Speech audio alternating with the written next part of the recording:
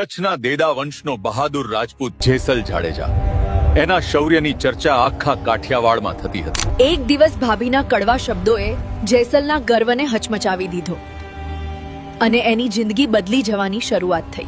જેસલ રાત્રે સાસિયા કાઠી પહોંચ્યો, જેની પાસે એક વફાદાર અને બહાદુર ઘોડી હતી, તોરલ.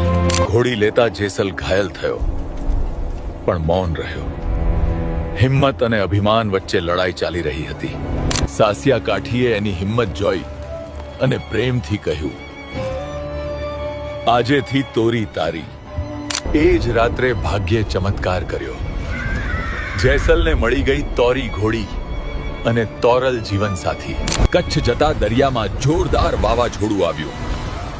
નાવ ડોલવા લાગી. મરણ સામે ઊભી ક્ષણ આવી પડી. જેસલનો ગર્વ તૂટી ગયો, હૃદય નમતું ગયો. તોફાની પવન અને